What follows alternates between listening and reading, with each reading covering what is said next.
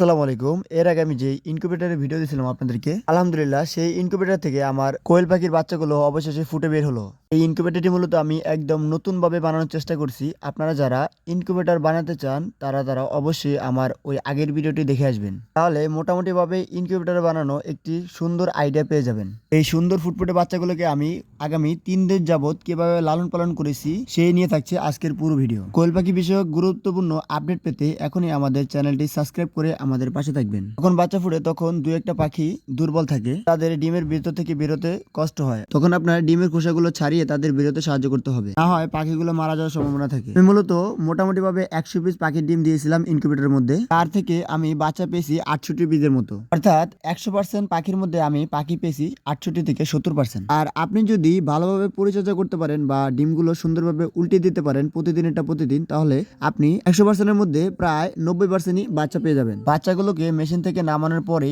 2 থেকে 3 ঘন্টা অবধি লাইসোবিটে পানি পান করাতে হবে। এরপরে ছোট মুরগির গ্রোয়ার ফিডটা সুন্দর মতো নিয়ে ভালো মতো গুঁড়ো করে নিতে হবে, এতে পাখির খেতে সুবিধা হবে এবং তারা তাড়াতাড়ি গ্রোতে চলে আসবে। খাবারটা ভালোভাবে গুঁড়ো হয়েছে কিনা এটা অবশ্যই দেখে নিতে হবে। এরপরে খাবারটা নিয়ে দেওয়ার পরে খাবারটা সঠিকভাবে খাচ্ছে কিনা সেটা পর্যবেক্ষণ করতে হবে। পাখিগুলো বুড়ারে দেওয়ার আগে আপনাদের অবশ্যই একটা জিনিস মাথায় রাখতে হবে, এবং সেটা হলো ইনকিউবেটরের মধ্যে আপনার প্রথমে যে তাপমাত্রাটা থাকবে সেটাই আপনার অবশ্যই বুড়ারে রাখতে হবে। তা করার জন্য আপনার প্রথমেই এগুলো নামানোর আগে বুড়ারের মধ্যে একটি 200 ওয়াটের বাল্ব সেট করে রাখবেন। আপনারা কখনোই 100 ওয়াটের 2টি বাল্ব বা 3টি বাল্ব দিবেন না। 200 ওয়াটের বাল্ব ছাড়া 100 ওয়াটের বাল্ব দিয়ে কখনোই তাপমাত্রা কন্ট্রোল করা সম্ভব হয় না। কিন্তু 20 থেকে 30টা পাখি যদি থাকে আপনার, তাহলে আপনি 100 ওয়াটের বাল্ব ব্যবহার করতে পারেন। আমাদের দ্বিতীয় দিন এবং তৃতীয় দিন খাবার রুটিনটা সেম থাকবে। 3 দিন অবধি পানিটা আপনার সকালবেলা লাইসিবিটে দিতে হবে এবং দুপুরবেলা পিএইচ আর রাতের বেলা রেনাসি ব্যবহার করতে হবে। এই রুটিনটা টানা 3 দিন অবধি চলবে। আরেকটা